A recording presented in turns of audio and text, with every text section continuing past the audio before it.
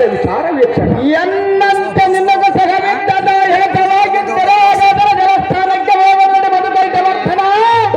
ಯಾದವ ಕುಲೋದ್ಧಾರಣ ಜಲ ಸಾರಥಿ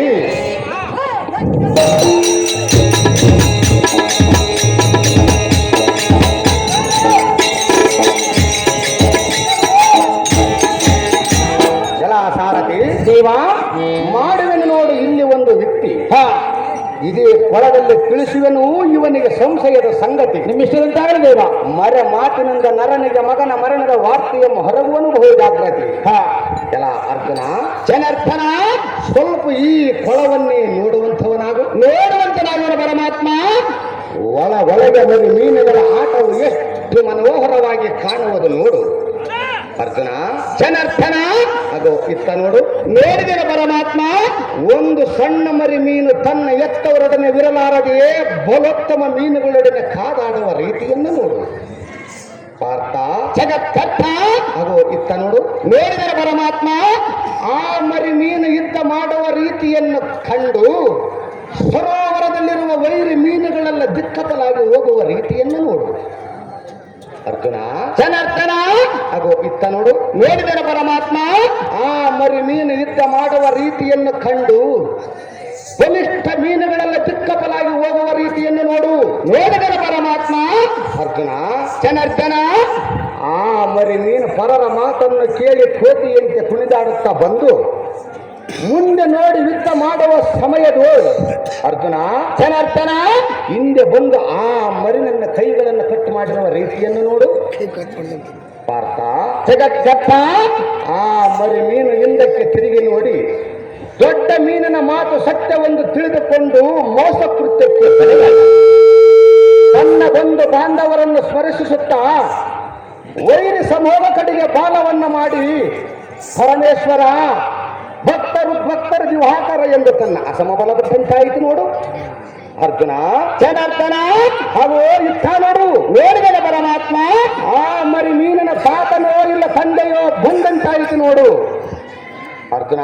ಜನಾರ್ದನ ಎಷ್ಟು ರಭಸದಿಂದ ಬರುವನು ನೋಡು ಆ ರಭಸದ ಆರ್ಭಟಕ್ಕೆ ಸರೋವರದಲ್ಲಿರುವ ವೈರಿ ಮೀನುಗಳನ್ನೆಲ್ಲ ನಿರ್ನಾಮವನ್ನು ಮಾಡಿ ಪಾರ್ಥ ಜಗತ್ಕರ್ತ ಸರೋವರಕ್ಕೆ ರಾಜ್ಯನಂತೆ ಇದ್ದು ಮಗನ ವ್ಯಸನವನ್ನು ಬಿಟ್ಟು ಎಷ್ಟು ಸುಗಂಧ ಇರುವನು ಅರ್ಜುನ ಜನಾರ್ದನ ನಾವು ಸಹ ಈ ಸರೋವರದಲ್ಲಿ ಸ್ನಾನವನ್ನು ಗೈದರೆ ಯುದ್ಧದ ಆಯಾಸ ಪರಿಹಾರವಾಗುವುದೇನೋ ಪಲ್ಗುಣ ಜಲಸ್ಥಾನಕ್ಕೆ ಹೋಗೋಡಿ ವೀಕ್ಷಣೆ ನಿನ್ನ ಇಷ್ಟದಂದ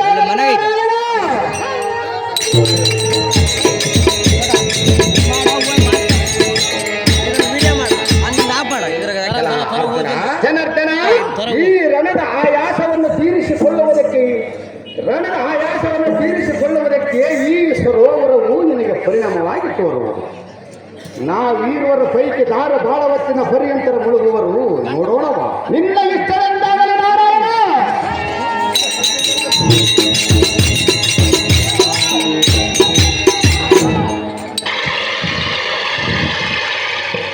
ಜಲ ಸಾರಥಿ ದೇವ ಅರ್ಜುನನ ಸಂಪೂರ್ಣ ನೀರಿನೊಳಗೆ ಮುಳುಗಿದಂತಾಯಿತು ನಗೋ ವಾಣಿಯ ಶಬ್ದದಂತೆ ಅಭಿಮನ್ಯನ ಮರಣದ ಸಂಗತಿಯನ್ನು ಇವನ ಕರ್ಣಗಳಿಗೆ ಮುಟ್ಟುವಂತೆ ಧ್ವನಿ ಮಾಡುವುದು ವಿಜಯನೇ ಮಡಿದನು ನಿನ್ನಯ ಸುತನೋ ವಿಜಯನೇ ಮಡಿದನು ನಿನ್ನಯ ಸುತನೋ ಚಕ್ರವೆಂಬ ಕೋಟೆಯನ್ನು ಪಕ್ಕು ಷಡವತಾದಿಗಳ ಮುರಿದನು ಅವರ ಸೊಕ್ಕು ಸುರಲಿಯರಿಗೆ ಚಲುವಂಗಿಗೆ ತಾಮನವನಿದು ಕೊನೆಗೆ ವೀರ ಸ್ವರ್ಗರೋಹಣನಾದನು ಪಾರ್ಥ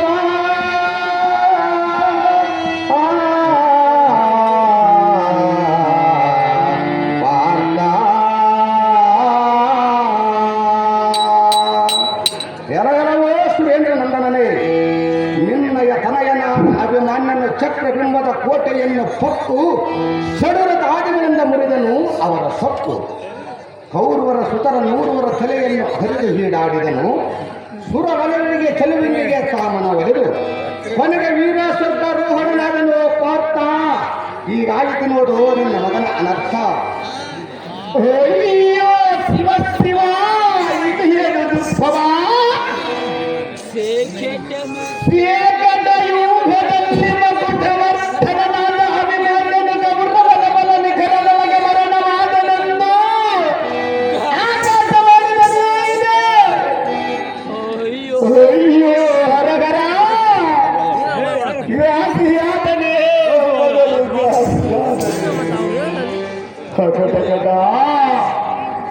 ಅಗಡಗಡ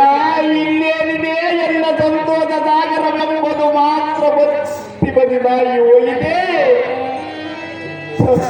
ಕಾರಣ ಕೇಶವ, ಇದೇನೋ ನನಗೆ ಒಮ್ಮಿಂದೊಮ್ಮೆ ಇಂಥ ಸರಳವಾದ ಲೋಕಾಗ್ನಿಯು ಉದಯಿಸಿದನ್ನು ಈ ಮಾನವೀಯತೆಯನ್ನು ಕೇಳಿದರೆ ಮರೆಮಾಚಿದರು. ಅಸುರಾರಿಯೇ ಅಸುರಾರಿಯೇ ನೀರಿನೊಳಗೆ ಉಸಿರಾಡದಂತೆ ಯಾತಕ್ಕೆ ಮುಳುಗಿರಿ? ಹೇಳು ಬೇಗನೆ. ನಿನ್ನಯ ಮಗನೆಯ ಕೆಲವು ಸಂಘಟನೆದು ಹೊರವರ್ತನ ಈ ಚೆನ್ನವೇ ಇನ್ನು ಸಾಕು ಸಾಕು ಲೋಕೇಶ, ಎನ್ನನ್ನಿಲ್ಲಿಗೆ ಕರೆತಂದು ಮಾಡಿದೆ ಮಗನನ್ನು ಮಾಡ. ಇದೇನು ಸ್ವಚ್ಛ ಪಾಠ ಏನಿರು ಮೌನ ಸಲ್ಲದು ತೊಂದರೆ ಏನಿರುವುದು ತೊಂದರೆ ಏನಿರುವುದು ನಿನ್ನ ರಕ್ಷಿಸಲು ನಾನಿರುವೆನು ಪಾರ್ಥ ಏನಿದು